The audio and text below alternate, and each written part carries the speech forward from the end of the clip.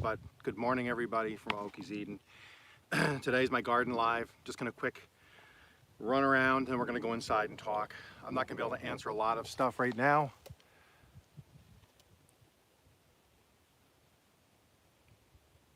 So hopefully if you're here, hopefully you can hear me okay.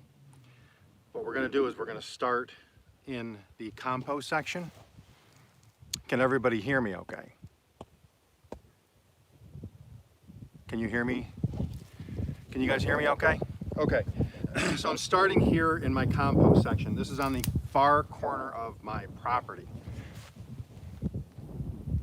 Good, okay.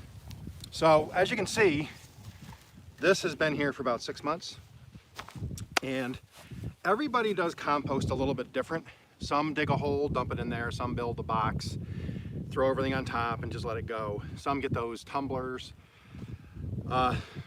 None of them are wrong. They all compost. Some try to get the temperature up to a certain temperature and hold it, and they think that's the best way, and it could be. I go by what nature shows, and that is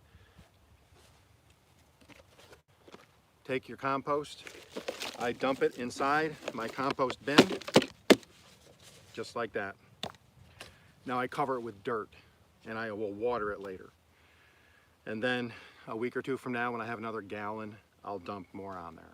And then what happens is, through time, I come out, I take my spade fork and I roll it, just like a tumbler would.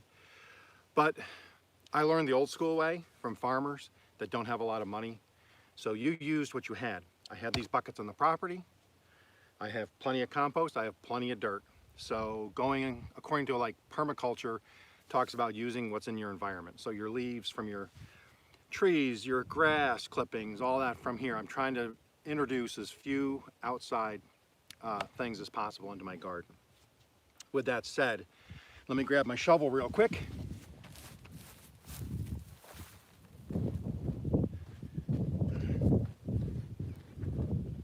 But like I said, everybody does it a little bit different. No one way is wrong. So you can see I'm just gonna toss a couple. This is native soil now. I'm gonna toss a few shovelfuls on top. Cover it. I don't have a lot of critter action here, so I don't have a lot of animals digging in my garden, which is good. So that's all there is to say about that, Jenny. This here, if you can see, is the compost that I dumped out of that bucket. So that's all composted. The eggshells are in there. That's really solid, really good soil. Let me get you turned around here for a second. Hey, Fairbricks. All right. Oh, sorry. There we go. Sorry about that. So I got my 3 furrows filled in with my leaves. And then I have my 2 trellises here that'll get moved closer together. That will be for probably for what are they called? Muskmelons, cantaloupes. And then these are going to be potatoes. And then I just furrowed this morning my next 3. So you can see I got 1, 2, 3. They're about 24 inches apart. And these will then be filled with, today I'll fill these with leaves, rake the leaves back over. Keeps the dirt loose. And then when I plant the potatoes will have no trouble expanding. One thing I've been talking about is a border around the bottom, and I'm not sure I've been very good about describing it. All I'm doing is, I have tons of pallet wood guide. And all I do is, I disassemble the pallets. And then I take the pallet wood one side, and then I put one on the inside, just like this. And I have one in here also. This will go over here. Then what I do is I take my drill, because pallet wood is very dry. I pre-drill the holes. I just put 2 little screws in, and it pinches the 2 boards together. If you're wondering why I'm doing that, you can't hear me, I'm sorry. Can you guys hear me now? I pre-drill those boards, put a screw through, Can you hear me now?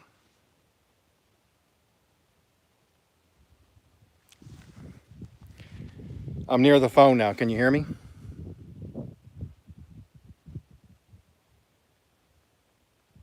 Okay. So you can see what I'm saying. Great, Allison. Thank you. So what I have here is I've pre-drilled these boards. Those are just cheap pallet wood. They're free. Okay. What that does for me is I screw them together, one in the front, one in the back. They pinch at the bottom. I'm going to be inside in a minute because it is windy here too. Now what happens is this will be all around the garden. And then now when I go in with my weed trimmer, I can drive right up against it with the mower, get as close as I want. I won't get tangled up in that chicken wire. My wire from the weed trimmer won't get tangled up and cut in that. So I can just buzz right around the outside. Now what I'm doing is, if you check my stakes here where the rows are going to start, these stakes are about 18 inches from the fence. Now what I can do is I can walk right around the interior all the way around my garden, because that'll all be border inside and out. That'll keep all of the weeds outside, and then I can deal with the inside with weed paper and cardboard boxes, etc., etc. So here's what I'm excited about. I did a video on it. I think it comes out tomorrow, I think, maybe. But check this out. So this here is, hopefully you can still hear me. This is my potato tower. It's just some cheap fencing I had that I got for free. I cut all the fence posts out of pallet wood or cheap wood I had, or drops. In here are 32 ounces of used coffee grounds. This will just get sprinkled.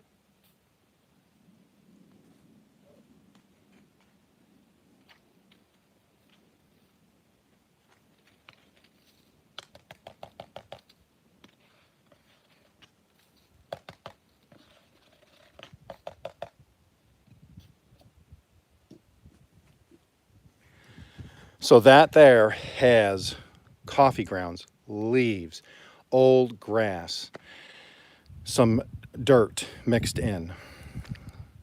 So when I'll plant a potato at each corner, then I'll cover it with straw, dirt, leaves, and some of my compost dirt. And then I will, 90 degrees, plant 4 more at the sides. They'll have 8 potatoes. That will fill that, because they're going to be russets. They grow up and out. They will grow all the way up. It'll probably bush out above the fence. And I'm hoping to get about 20 pounds out of there. Now, the other cool thing I'm doing, which I know I did a video on. Let me get this one out of here.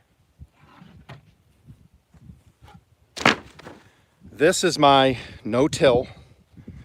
Let me get here so I'm not getting, there we go. That is my no-till back to Eden garden. That's a huge thing. It's been for years. I think it's gaining some ground again. So you might not hear me again because it's getting windy again. What I do is, no-till means just that. I'm not tilling the yard. What I've done is I've mowed my grass down nice and low. And now I'm going to pull back the pallet, and I'm going to pull back that tarp, and you're going to see I got leaves, grass clippings, coffee grounds, and it's killing the grass underneath. And that's what I'm trying to do, because in the next year, I won't plant here 2027. By then, I'll have an inch or two of composted soil. So let me move this out of the way. Okay, it has a mind of its own. I'll just fold this back. You can see it's all wet in here. But as you can see, this is going to decompose. It already is, because you can see all of the grass is just easily pulling out of the soil, and it's just falling apart. So this will sit here over the year. Every couple weeks, I've been coming out, and I'm going to throw coffee grounds, more leaves, some grass clippings on it, wet it down, and then I just recover it. And that will be there for a year, until 2027. And then all I have to do is move it around. around with a rake and I'll start to plant. But wait, just like the sham wow, but wait, there's more. But wait, there is more. Then what's going to happen is in 2027, I'll pull these posts up. This will all be fertile ground here now. This will move this way. It'll move this way. I'll rebuild it here. And so I'm just going to keep going in like a square pattern. And pretty soon, this will be a bigger no-till. This will be a bigger no-till as I continue to add the potato towers. Because, let me get in the shade here so people can see, not my shadow. Only the shadow knows. So there you have it. So there'll be the no-till garden here. It'll expand to here. This is going to be my pumpkins. I'm going to plant pumpkins in this planter, and then they will grow out onto this tarp. I have another tarp here. This will be a 10 by 14 area, and I'll have the black and the white and the blue pumpkins growing right there.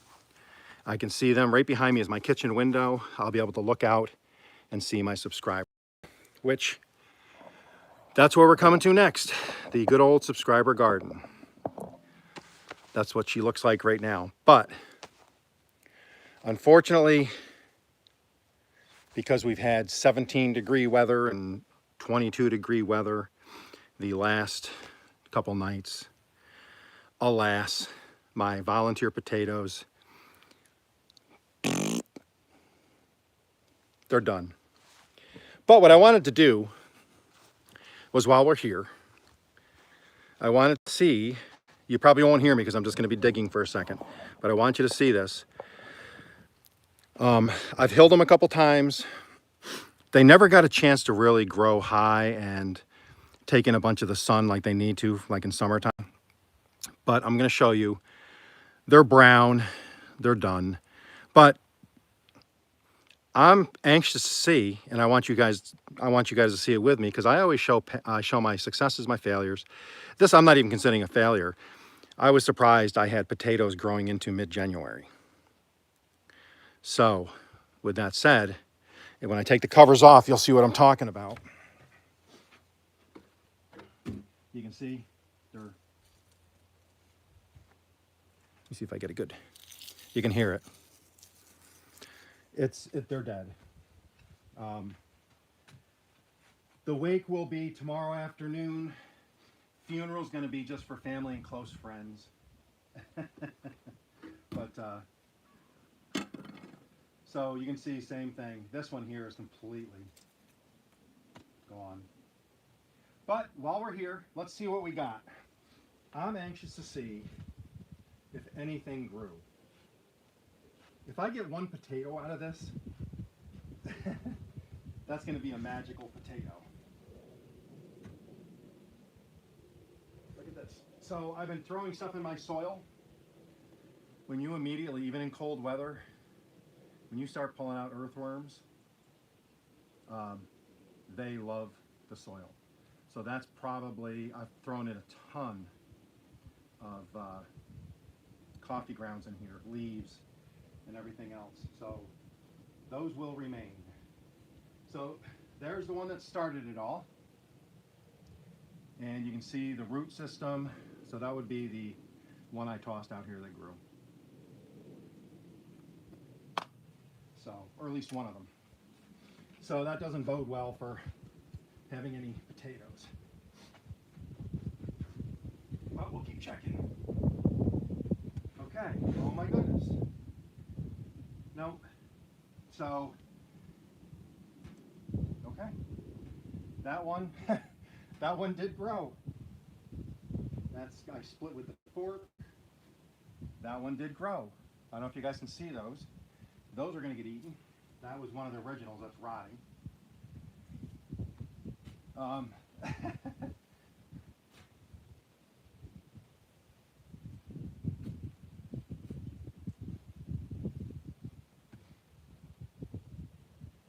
Okay, look at.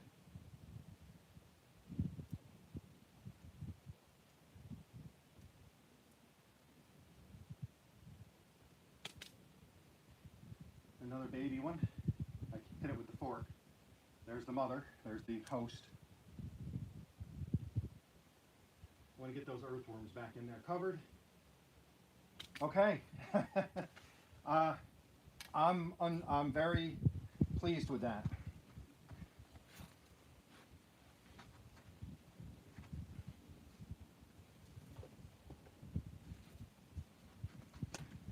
Okay.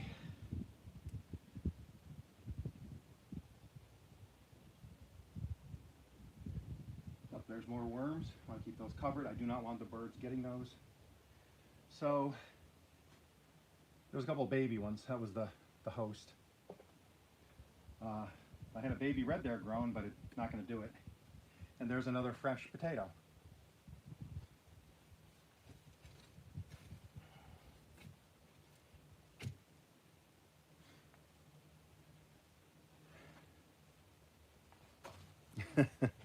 So everybody, I am going to say that's a success. I'm thinking about it, Grandma Teresa, or foraging. I can't believe that I got into mid-January and I just picked 6 potatoes. I can't believe it. So I'll either try to get these to chit a little bit, or we'll just let them die out. Who knows? Hang with me here for a second. I'm going to switch this back around. Now I can just back inside because it's still chilly out here. It was 22 this morning. Lexi, come on. Let's go.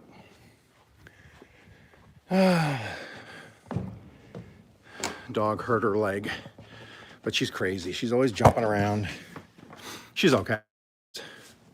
Come on. Now she's going and lay down in the bed. Here we go. Let's go in the back here for a second. We're inside now. I'm going to take this off for a second because I'm going to go hook to the internet. Hopefully everybody's there. Is everybody there? Hopefully you guys can hear me. I'm back inside now. So, can everybody hear me okay?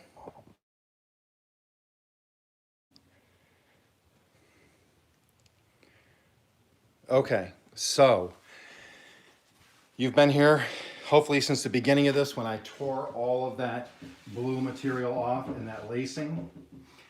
Now it's starting to show up better.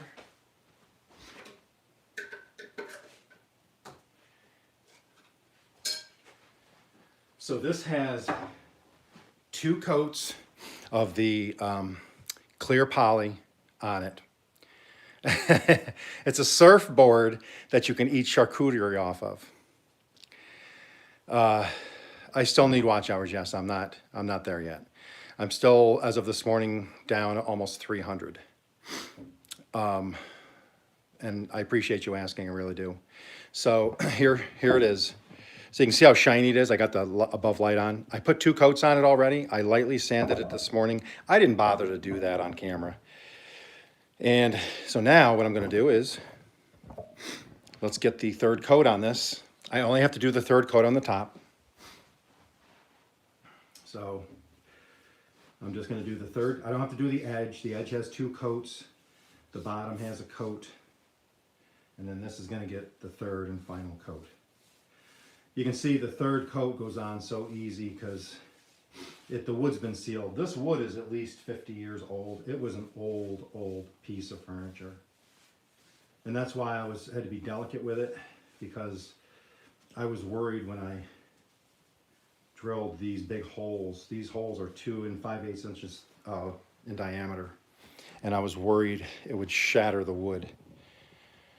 Let me move down a little bit. I hope everybody can see this and it's clear.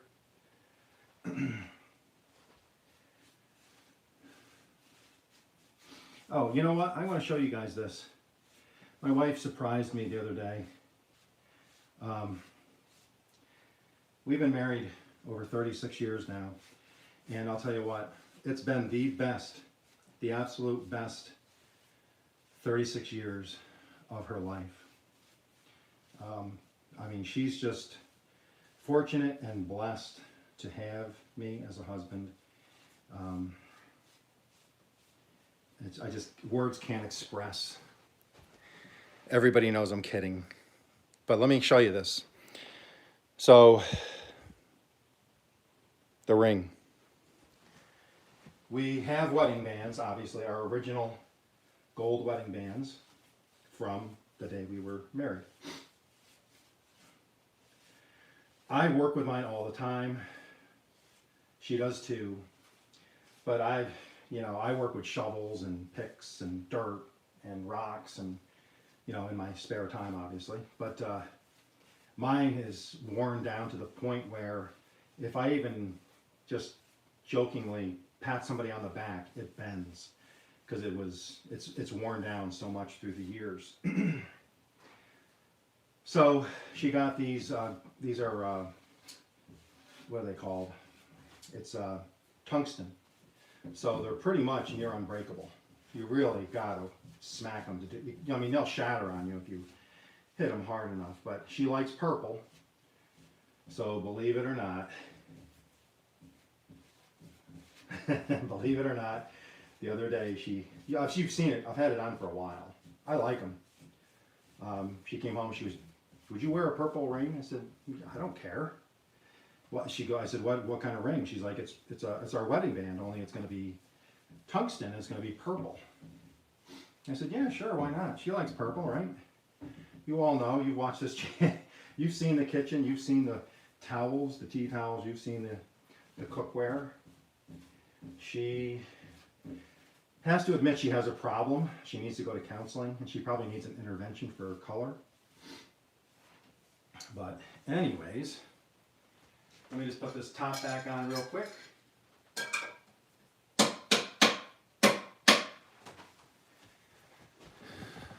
But yeah, so purple wedding bands, and they are very, very, very tough. So there it is. It's done now, except I'm going to put the rubber feet on the bottom to keep it off the table. I'm really happy with that. I love old wood like that. Just like this is old weathered pallet wood I made that table out of. Surf and turf, that's a good one. I could do that. So let me get us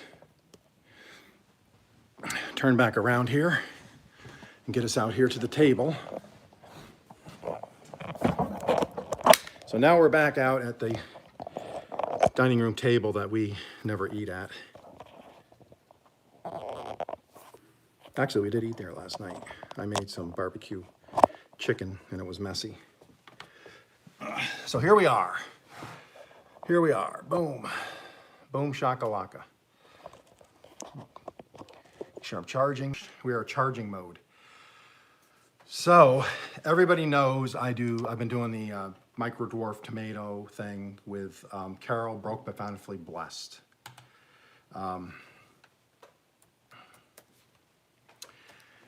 I've already harvested a bunch, and then those finally did die out. They probably would have lasted longer if I was able to get them outside longer.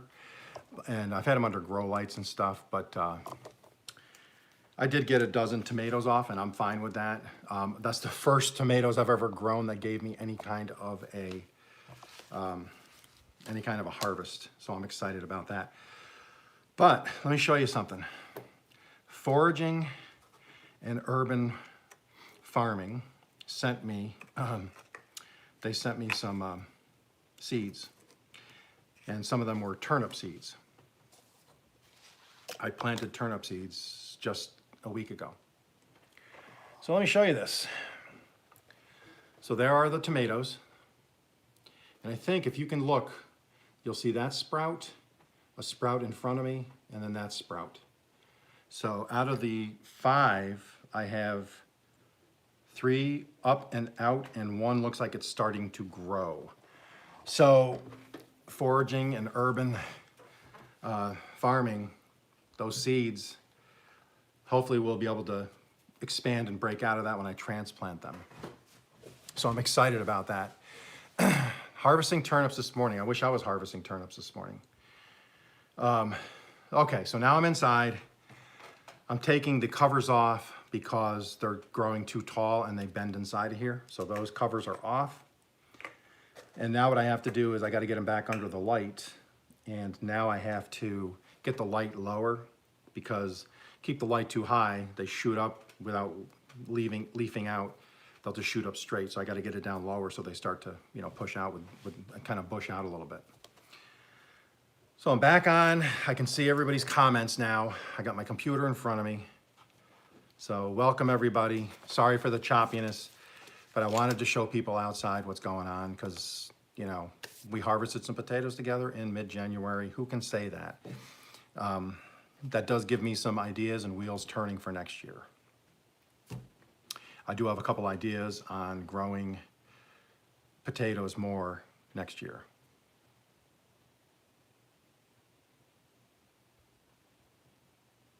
Oh no, they're coming up fine. And I meant to tell you, the one in the back I planted in regular dirt. I planted a couple. One of those is up and sprouted and doing pretty well. So hopefully, I mean, I know all seeds aren't going to germinate. I mean, I've bought really quality seeds, and sometimes they don't want to grow. Nothing you can do about it. It's just one of those things, you know. But yeah, the ones in the hydroponics are growing, and there. So now what I'm going to do is, once these other 2 tomato plants, probably by next week, I'm going to transplant them into bigger ones.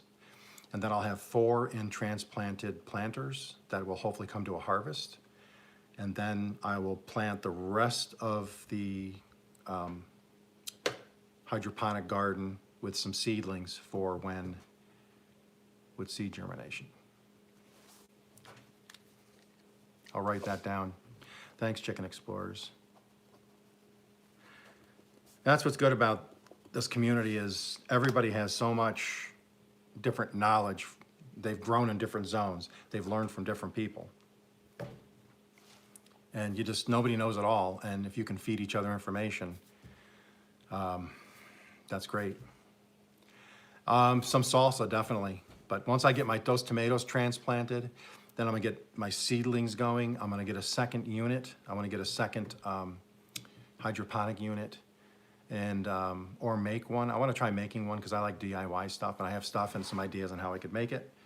If I make it, I'll do a video on it, and then I'll have hydroponics where I'm actually growing all of my seedlings from hydroponics, and then I can transplant in the spring, because I really want to get going with peppers and stuff pretty quick. Once I get into the nice weather, I want to get my peppers in the ground, and then potatoes and my green beans. Turnip greens, foraging. I love turnip greens. I eat turnip greens. I eat beet greens. I love beet greens. I love collard greens. Chef Zed did a whole recipe on pumpkin greens, which I didn't know you could eat. I never checked into it, and she says you can. I looked it up. She has a recipe, so I'm definitely going to try some pumpkin green recipes next year, because I can grow pumpkins here. Grew great. I could have all the greens I want and never run dry of greens.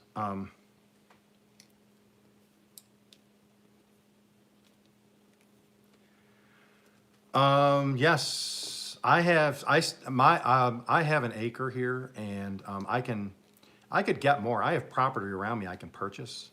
I just haven't yet, because just for tax reasons and stuff. But no, I have that garden.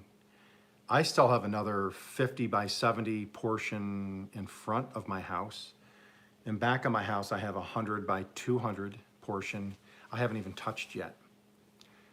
Hey, Farm All in Fords. So I could definitely do some greens, and I'm going to get there eventually, but I'm just doing potatoes, green beans, because that's what we eat in my family the most, and that's what I want to get stored for. That's what I want to get stored for my year-round food storage, so I have potatoes and green beans year-round. And then I'll start adding things. Stuffed and fried squash leaves. So I do have a lot of squash from Misty, from Down Home Misty Style, so I will definitely try squash rolls. Anybody knows, I'll definitely try any recipe. I like cooking, I like eating, and I like to try different things. And I have a different thing coming up here soon, maybe not this Sunday, but the following Sunday. I'm messing around with a a recipe to make it more the style that I like. And I've already done the testing on it. Okay, sweet potato leaves are good as well. So the recipe I'm gonna do for not this Sunday, but the following Sunday, my wife, who is my biggest critic as far as cooking, because I cook something, she tries it for me. And if she doesn't like it, she doesn't like a lot of things, a lot of spicing and things like that. If she says it's good, then it's a go. If she's like, I don't like that at all. If I like it, I'll make it for myself a little bit or for somebody else. But if she likes it first, it gets through that, then I give some to my son. He takes it to work, and him and some of his firefighter friends eat it. And I tell them, tell me what's different, tell me what you don't like, tell me what you would do different, tell me what spicing I can make it better with. And so they all are my critics. So that's when I start to build something, if I do a repeat video where I've done other things to it, chances are it's already been through 3 or 4 different people that are brutally honest with me. If they tell me it is the worst thing they've ever eaten, I won't make it anymore. It doesn't hurt my feelings because I want food that we like as a family, so when we have a get-together, I can try different things. Squash blossoms. Now the other thing I used to eat was, I love dandelion greens. If you get dandelion greens fresh in the spring,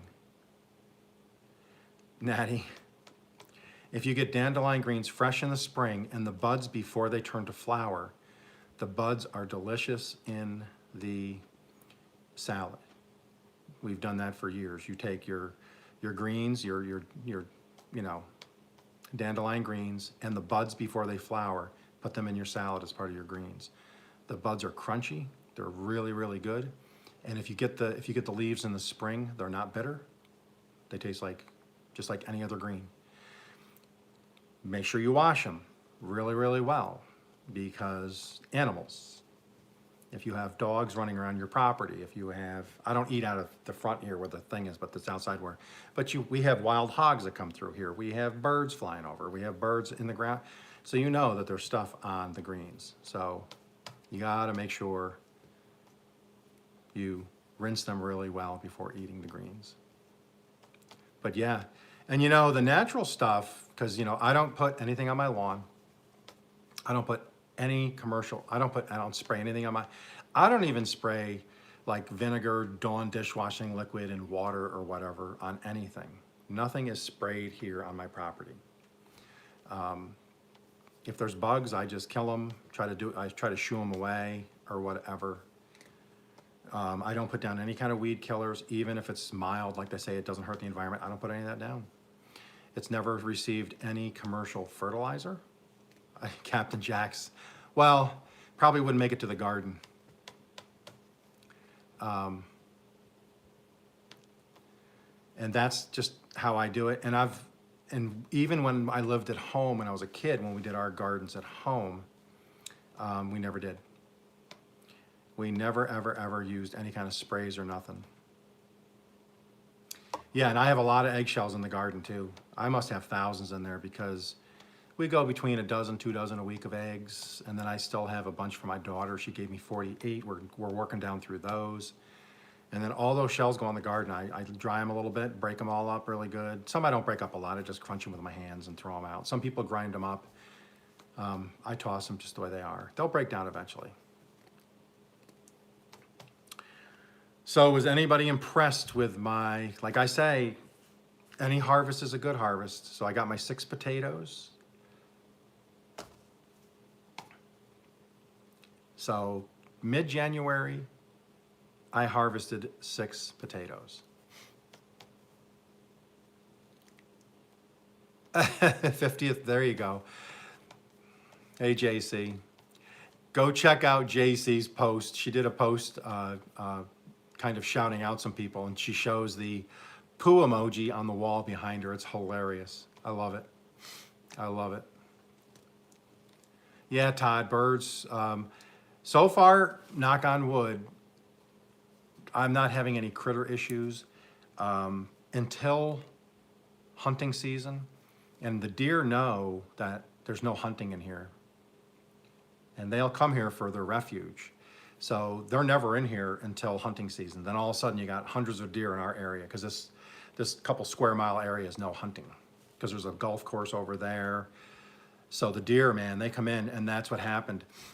Towards the end of the year, a couple of the little baby pumpkins out there, the deer were eating on those, but they're not here during the rest of the season. But I'm gonna work on that in the spring. I'm getting a solar motion light to put on top of one of the trellises. I'm gonna do a scarecrow. I'm gonna get a couple of the owl statues. And then I'm gonna get a silhouette. You can find them online. I'm gonna get a silhouette of a coyote. And then I'm gonna cut the wood out and make a coyote and try to paint it up and set that near the garden. And hopefully that'll keep deer away. The owls will keep rodents and stuff away, hopefully. The motion light will be a secondary thing at night. So we'll see. And then I have a ton of marigolds that I can plant around the property. Some people say that's good for bugs and stuff, but it also brings in butterflies. So I have some of those. Some say don't plant them, some say do. I'm gonna plant them. I had one out in the garden last year. It was my mom's favorite flower. She's no longer with us, so I like to have marigolds around because it reminds me of her. And that was one of the purposes of my garden. I can walk out, I see an emoji, a poo emoji. I see something that reminds me of my dad. I see the flower that reminds me of my mom.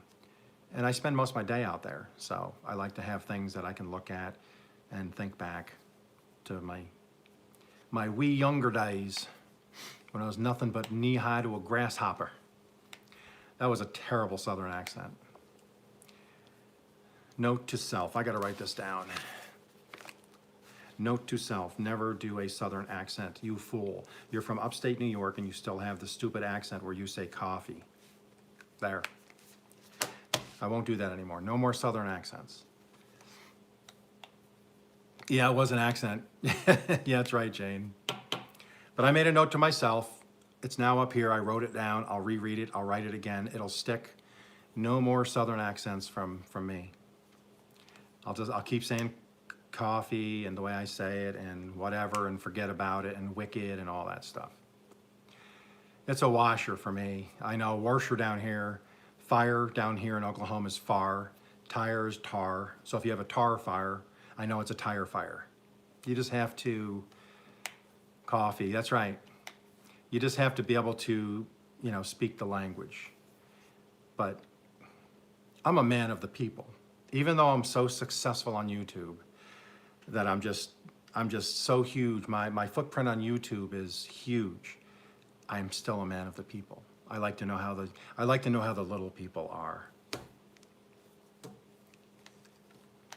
That is a joke. If you're new here, believe me, it's facetious. I'm just joking and messing around. Chester drawers, yes, Chester drawers, yep.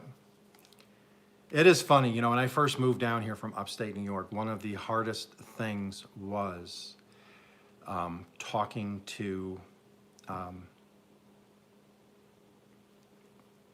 old school Texans. I'm not talking some new school. I'm talking guys that, we used to go to this thing in McKinney, it was called the Trade Days, McKinney Trade Days. Maybe you've been there, maybe you haven't. But Texas has a lot of these trade days. It's basically a big open air flea market. People make crafts, some people sell old stuff, some people do like a weekly or they do it once a month, twice a month. If you've ever been to the McKinney one, it's a fairly large one. And they do people that do like a flea market type stuff. Some have clothes they're getting rid of, whatever. But some people do crafts, some people make clothes, some people sell homemade wine, things like that. And when we first moved down here and found out about that, my wife and I went because we wanted to get one of those, we wanted to get Texified. We lived in McKinney when we first moved down here, McKinney, Texas. It's north of Dallas. So we wanted to get one of those. They had this guy that did those Texas tables where the top is kind of carved. It's got the star in the center and it's lightly stained and blah, blah, blah. And then we had a big circle one and then we got the chairs with it and so on and so forth. And so we Texified ourselves. So as I'm talking to a couple of guys there, these guys are probably 70, the ones that sell this stuff. And I'm talking to them And they're like talking like this to me and asking me questions. And they're like, where are you from, youngin'? Things like that. I know that was still bad. And I found myself having to slow down and be like, I'm sorry, what did you say? I'm sorry, what did you say? And then I said, look, I'm from upstate New York. Yes, it is over yonder. And finally they got it that I wasn't understanding some of the stuff they were saying. Then they knew how to speak my language. But anyways, we finally talked price, got them, loaded up, left. Next month we go back. And then we started doing this thing. A couple of our friends, we met some people down here, became friends, and we'd go with them to the trade days. So being from upstate New York, forgive me, I'm from New York, okay? You have to take that into consideration when you're watching my channel. Sometimes I say stuff that maybe don't make any sense because it's New York. But anyways, I like to do games. We like to play games, and I like word games, and I like things like that. So I came up with this game, Texas, Oklahoma. That's what I called it. So my son and I would play it. A couple of the friends I had, we'd play it when we got there. So I'm talking, you have 50 rows of things, you know, the place is a square mile or whatever. So you got all these rows you got to walk up and down. You're talking to vendors, and then what you do is if you see something, you don't buy it right away, you wait because you might see something else you want. And you might not have the money to buy the other thing because you always most of them were cash only. So if I had 50 bucks on me, if I saw something for 40 bucks, I'd be like, okay, I'm gonna leave this here. Hopefully nobody else will buy it before I get back, but I still have to walk around. Then we'd go back, buy it, and leave. So as we're walking around, and this is no lie, and I mean no offense to anybody if you're from Oklahoma. I don't mean any offense if you're from Texas. It's just a game, okay? Texas, Oklahoma. We would try to guess on when we're walking down, if we come to a spot and we were talking to somebody, we would say, he's from Texas or he's from Oklahoma. And then when you finally, if they're a vendor there and you strike up a conversation, it's like, well, where are you from? They'll be like, I'm from Oklahoma. And then we wouldn't say nothing. We'd walk away chuckling, who got it right, who got it wrong. Because I learned really quick. You're down near the Dallas area. So a lot of the Texans, they have their cowboy hat. I have not had chicken riggies, no. They have their cowboy hat. They have their shirt, their cowboy shirt or something, and they have their creased down the center. If you know George Strait, the country singer, you see his jeans, he's got that crease where they iron it right down the center. And they have their cowboy boots, or they have snakeskin boots, whatever. So as we're walking along, and if we see a man and a woman walking together, I'd be like, hey, him. So I'd be like, that's Texas. Then you get talking to him, he's from Texas. Oklahoma, the guy would have maybe a straw type cowboy hat, or a baseball cap, coveralls, work boots. And I kid you not, and I'm not being a wise guy, I'm not trying to be mean, I'm not at all. That's just, a lot of people up here are farmers, ranchers, and everything. And so when you're walking along, you'd be like, that's Oklahoma. So if you're talking to that vendor, some come down, because it's close to the border, some, come down from Oklahoma and sell their stuff. They do the whole circuit. Some do a whole circuit where they hit this one this week, they drive to the next place, stay in their camper, do that one that weekend, and they do a big circle every month. And it was just a fun game. And we were usually right. You'd be like, Texas, Oklahoma, Texas, Oklahoma. But that's what we did. So that's how our mind works. We like to people watch. So to watch people and how they function as a group and where they're from and try to find out and guess where they're from is kind of fun.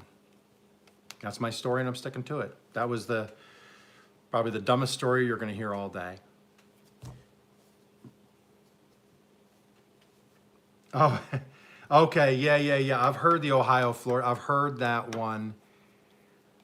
Yeah, I like the boots over the hat, I believe, Jane. Yeah, just too fabulous to hat up. Okay, now here's another one. Oh, wow, -5. No, thank you. My wife and I were walking along one day at the trade days, and here comes this blonde woman, and she could have been a model. She was a very pretty woman and dressed, you know, just jeans, but a nice shirt, but she was a very beautiful woman. And she's with this guy that was dressed like he just played at a grunge concert. And no, I like grunge music. I'm not saying that grunge is bad. I'm just saying tattered, basically jeans, you know, a shirt that had some kind of saying on it. And he had a wad of chewing tobacco here. And as they're walking and holding hands, and I'm like, every once in a while he'd walk over to the grass and he'd spit. And I'm saying to my wife, what in the world universe did I just drop into? I'm assuming they're a couple. They're holding hands, walking together. I'm assuming they kiss each other, but I don't know. If I was a woman, I don't know if I'd want a guy with a big wad of chewing tobacco hanging in his face and then get all I don't know. Maybe I would, I don't know. But I'm like, what in the world? But crazy stuff. And I know some people that doesn't bother them because I know women that chew. So anyways, done with that story. So hopefully everybody enjoyed outside. Hope you enjoyed that. I hope you guys liked seeing that from start to finish, a little wood project. I kind of wanted to change it up and show the wood project because yeah, right, Todd, exactly. Right, and probably maybe she does chew tobacco and she just didn't have any then, because I know 2 or 3 women that do chew. They do it discreetly. They don't do it in public. I know them. They'll do it at their house, or if they're somewhere where, you know, people know, they'll chew. But if they're out in public like that, they won't. Anyways, but I did want to get a wood project in there, and that one I knew would be an easy, quick one where it didn't require a lot of specialty stuff. It was just taking something apart, sanding it, drilling some holes, clear coating it. Oh, I believe you, Shannon. Yeah, and I mean, I guess maybe that's just me. I'm not used to that. I was never brought up to chew. Oh no, strings and box. Oh no. Oh my goodness. Oh my goodness.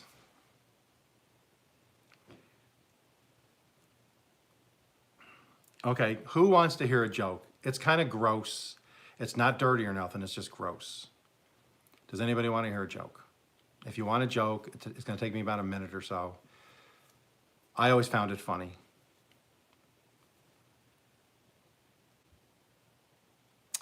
Oh, no, foraging.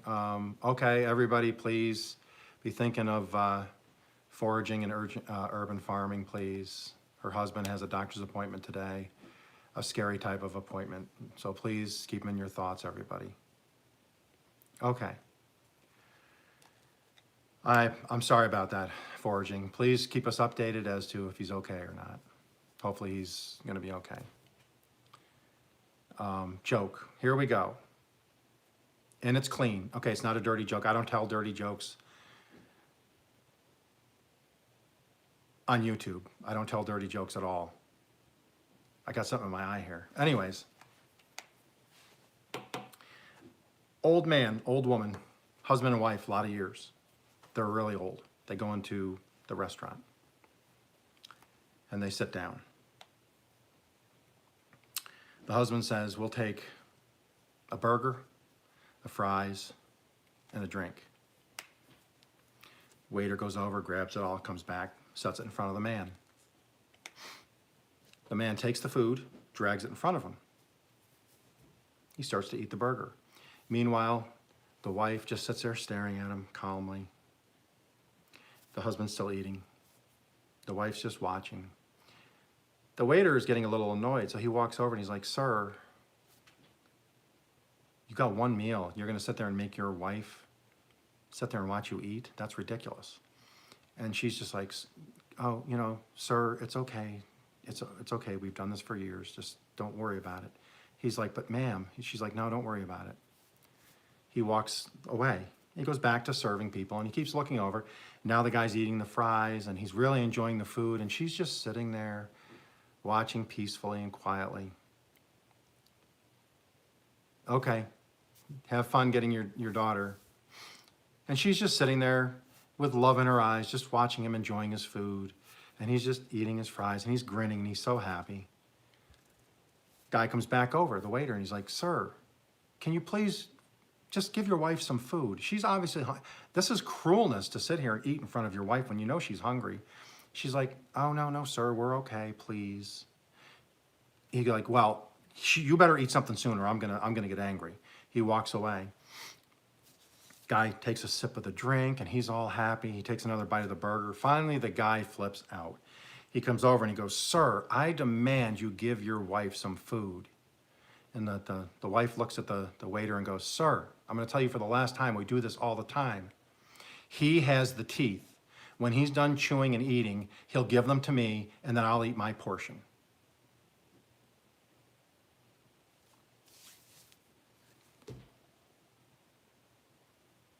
I told you it was gross.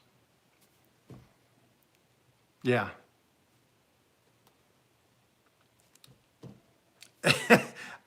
I heard that joke years ago. I love that joke. But anyways, because nobody sees it coming. Everybody thinks the husband's being cruel. And, you know, they just share a pair of teeth. I'm sorry. Hey, don't hate the player, hate the game. Don't hate the player, hate the game. But anyways, now, thumbs up. A thumbs up here if you're going to retell that joke. And be honest, because you know you're going to. The only thing that makes that joke better is when you tell it while you're eating dinner with a group of people. Give me back my teeth. But yeah, when I heard that, I was grossed out the first time I heard it. But one day, my brother and my sister, this is when I was like in my teens, so this was ages ago. We're sitting in McDonald's eating, and there's this guy sitting next, a couple seats down from us, and he's going to town on his food. I mean, he's just, and he's focused on his food. And we're just sitting there talking, and then there's a moment of silence, and we look over at him. He's looking at us. He holds up his Big Mac, and he goes, "They should call this, instead of a Big Mac, they should call this the honeymoon special. It's lettuce alone." And we're just like, okay, that's a good one. Lettuce alone. So Strings and Pucks is going to tell it and retell it multiple times. He's probably going to tell it in one of his music live streams. He's going to stop for a second and go, "Hey, I got a joke for you."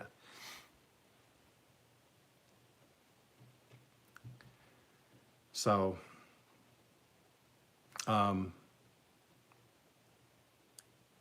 making up some burgers in a minute. I'm going to make some taco burgers. Has anybody ever made a taco burger? I got some taco seasoning, egg, all the stuff you mix in with that. Throw in some taco seasoning. I'm going to have some taco burgers. Yeah, I know you will.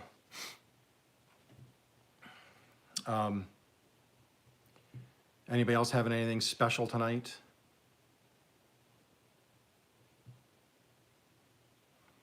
Taco burgers and just some tater tots, I think. I might fry up some potatoes, I'm not sure. Has anybody tried the recipe I did the other day with the potatoes and the mayonnaise? Yeah, I will. Foraging, I will. Yep.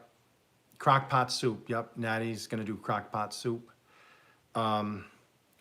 If you do those potatoes, I think I put in one of the comments, if you do the potato recipe where you take the potatoes and the carrots and other root vegetables and you put the seasoned mayonnaise on them, I'm going to tell you something. Oh yeah, you had those lasagna roll-ups. They look really, really good. What I'm going to do, what you should do is, after you're done, if you have leftovers of those roasted vegetables with the mayonnaise on them, put them in the fridge a day or two. They continue to dehydrate a little bit.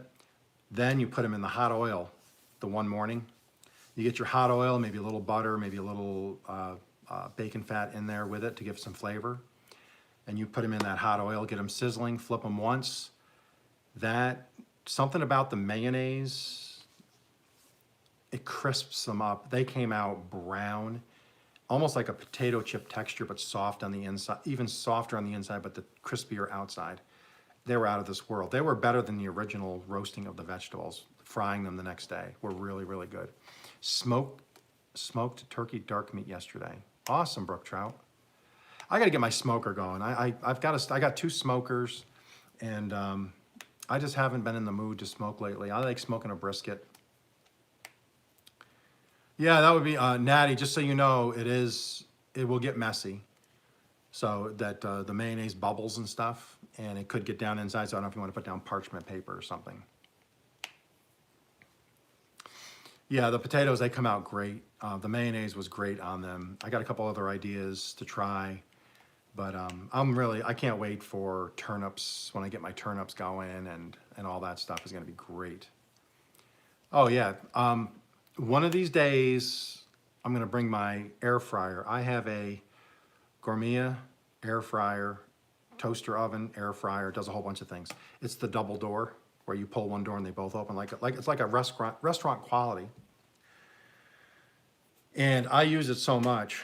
The whole front looks like it's been in a restaurant for years. It's all browned on the front from the heat. Inside is all browned up. All the trays, you cannot clean them. They're supposed to be nonstick, but I washed them all the time. You just cannot stop them from, the heat gets so, it's so confined in there. But I'll tell you what, I love that thing. And I'm gonna do a couple things in that air fryer oven. And because I use the air fryer oven more in the summer, just because you don't heat up the big oven. It preheats in about a minute. And I can put it in air fried mode. And instead of cooking something for 40 minutes, I can cook it in 20 minutes. So, but yeah, if you're here and you see Hearth and Home on the screen, go check out her. She did those lasagna rolls. And they look really good. And that's one of those things, they look like a big burrito. You could actually, I'm assuming you could freeze those in little separate units. And you could have like a lasagna burrito whenever you wanted. I'm sure they would freeze just fine. Meatloaf tonight. Yeah, meatloaf. I love meatloaf. And then I'm going to be doing, if you've never had them before, I'm going to do it on camera. I'm going to do some stuffed shells. It's from my mother-in-law. It's her recipe from when she was growing up. You get the really big jumbo shells, and they're stuffed shells, and it's a meat mixture and cheese mixture that goes into them. Yeah, right, Hearth and Home. I could see where they would freeze up easily single. You could put them in a bag, I would think, and just seal them. This afternoon, I did break out if you remember, I made that pumpkin soup, pumpkin bisque, whatever. I did unfreeze it. It's thawed. I'm going to probably heat that up here in a little bit for my lunch and give that a taste. That should taste really good by now because it's been sitting there with all those seasonings in it for the last 2 months. Tired of stuffing the manicotti. Yeah, I know. But I'll tell you what, manicotti, any of those Italian dishes are just delicious. Oh, manicotti is delicious. My mom used to do the manicotti. My mother-in-law did the stuffed shells. And you knew when you heard it was stuffed shells, like when my wife and I first got married, and if she was talking to her mom, and she said they were going to be doing stuffed shells, my wife would always find a way to get us invited. That's the key to life, is to find the person that knows when somebody in the family is making something delicious and you can get an invite. That's a keeper right there. If you're trying to figure out who you want to spend your life with or who you want to be with, food needs to be involved. Free food needs to be involved. Find out who and when and where you got to be, and let them get you an invite to that. There's a keeper. Hey, follow me for more, for more advice on relationships. I mean, hey.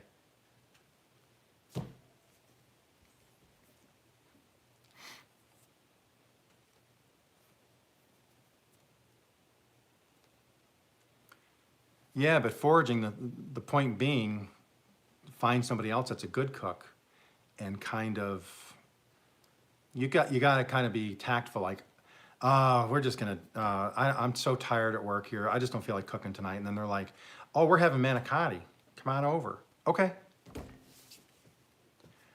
You gotta be tactful. Just show up fork in hand, yeah. And actually I could have done that with them because they're a very, everybody know them for around the area. They were very kind people. If you ever had a problem with your car, he'd come get you with his tractor and pull you out or whatever, or help you change your tire. They wouldn't turn you away. But it's more fun to kind of feel like you're kind of getting one up on somebody, like you're being sneaky, you know? It's kind of a good feeling when you think, I outsmarted somebody, even all you had to say was, can I come over? They would have said, sure. So it looks like everybody has some good stuff on for tonight.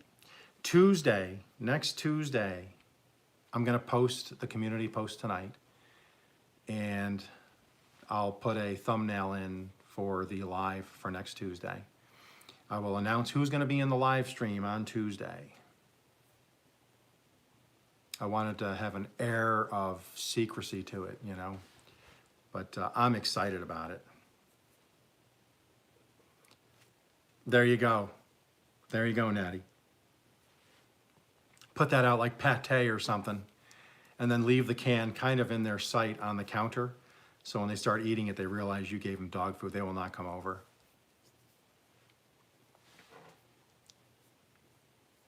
But yeah, I'll do an announcement tonight on a community post. Hopefully, if you get a chance today, tomorrow, if you can watch V Without Borders and who was it? V Without Borders and Calf's Kitchen. They're both really, really super close to getting monetized. And it'd be cool if they could get monetized in January. Then that would give us 3 or 4 people from this very specific community that got monetized in January. That would be really cool. Because that's what's really cool. If we have a community, can you imagine if you had a community where the majority of us were all monetized and then helping others get monetized? It'd be pretty cool. But I think it'd be really cool to be part of a, because then, you know, each of us knows the amount of work and what you got to do to get there. And it's, you know, it's work. It really is work. It's, you know, unless you hit something a couple times that goes viral and you get there quick. And if you go look up after this, if you want, go look up, go check out ChatGPT, go check out Gemini, go check out Google or any of the search engines. Just ask, what is the percentage of people that get monetized on YouTube?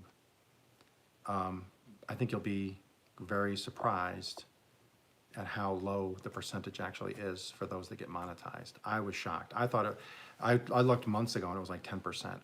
It's worse than that. I didn't realize how low it was. So it does take a lot of work. Just be prepared to work and then get tied in with people that can help get you there, and don't be afraid to ask for help. That was always my thing, is I don't like to ask people for help for things, but then my wife told me I need to get over that. Well, she told me that like 30 years ago. So it took me about 30 years to get over it, but I tend to, especially the last year, here's a good story for you. I don't accept help. I usually won't take help from people. My father was like that. He was pig-headed when it came. If somebody tried to, if they wanted to help, hey, I can help fix that for you. Nope.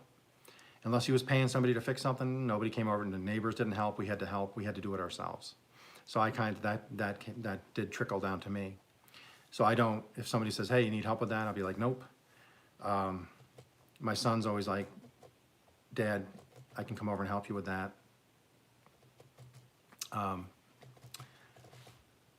Yes, Fairbricks does a lot more than I do. I try to help. He does it a bigger, more. He does a bigger, you know. He does it more. What's the word? He's me on steroids when it comes to trying to support people. He does I think a bigger job of it than I do. I'm trying. I'm getting there, and we will get there. I'm going to keep expanding that because I have plans for that. But one day, when we did the dog fence here, the fencing. My son was like, hey, Dad, when you going to do that? I'm like, oh, I'm going to start in the next couple of weeks. He said, when you need help, let me know. I can help you. I said, well, yeah, we'll see. I can figure it out. He's like, oh, I know, but if you need help. And he kept saying that. So I dug the holes. You know, I showed up dates, and I set all the concrete and did that. Started putting the 2x4s for cross pieces. And then, I don't know if my wife and son had a conversation, which is always a possibility. But we were sitting here, my wife and I were sitting, she got home from work and I was telling her, I'm gonna get ready to start this on the weekend to finish up, get all the fence pickets on. And she goes, is Adam gonna help? And I said, well, I don't wanna bother him, you know, blah, blah, blah. She goes, did you ever think that maybe he wants to come over and help because he wants to help? Or you're gonna take away his opportunity. You help him all the time, you help with his, you know, your grandson, you help side their house, you help them when they need it. Maybe you think that he would like to just help you back in return for a chance, for a time. And that one hit home, I'll say. I usually, advice goes here and goes out there, but that one hit home when she said, did you ever think that maybe your son just wants to help you? Because my son and I like to hang out, we hang out together. And she said, maybe he wants to hang out and just have fun working with you. So we did, so it was a huge win-win. They came over early with my grandson. My daughter-in-law had the same day off. And we worked all day outside. He likes his beer. So I asked him what kind of beer he liked. I asked him what beer he would choose if he was gonna work outside all day. I had that ready, cold in the fridge for him. And he brought some of his tools over. And me, my son, and my daughter-in-law worked on the fence that day. And my wife got to babysit my grandson and play with him all day. So that's one of those things, I think you know, if you're being a bother to somebody, that's how I was raised. Asking for help is a bother. Well, there's people out there that actually, like I will help anybody. So if somebody wants help, I'll help them. So, and if, you know, they want to help me in return and I say no, you got to wonder sometimes, I feel bad now because many times I've said no to help. Does that hurt somebody's feelings because they're a giving person? So that one kind of set with me. And so now the last 6 months or so, I've been a little less stringent about I'm doing it myself. So if I need help with something, I needed a trailer, I needed help put something on the trailer, even though I could have done it myself. But that's when I hurt my leg. And I could do it, but I'm like, you know what? Let's just suck it up. I called him and said, hey, if you have time tomorrow, would you help me do this? He came right over. So, I mean, 60 years old and you can still learn stuff from people. So always be open to learn. Exactly, have fun in nature. Yep, Tiffany, it is. It's tough. You know, especially if you grow up and that's all you know for your first 18 years is, no, we don't ask for help in this family. We work and we work. If it doesn't work, then we do it again. If it doesn't work, we work harder and longer hours until it gets done right. You know, and that kind of gets etched. And I'm not saying that's wrong. That was just more old school. You know, I'm less afraid to say, hey, do you mind helping me out? But it's one of those moments where sometimes somebody's got to come up behind you and just kind of nicely pat you on the back of the head and say, smarten up, old man. Stop being grumpy. But, well, everybody, it's been a little over an hour. I didn't realize that. I appreciate everybody being here.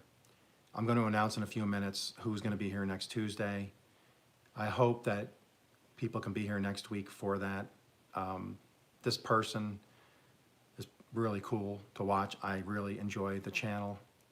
And I hope everybody can show up, show him support, and connect with him, and try to get him on the road to his monetization. So, and then I'm going to be seeking out some other ones, and I do have a couple already lined up, and Chef Zed and I still have one we have to do, so that's hopefully going to be coming in February. So we are off to the races in 2026. So everybody have a really good day. It's Tuesday, tomorrow's hump day. End of the week will be here before you know it, and we'll be into the weekend. So everybody take care, and hope everybody's feeling better. Foraging and urban farming. I hope your husband's okay. Please keep us updated, and we will see you all on the next one. Take care, everybody.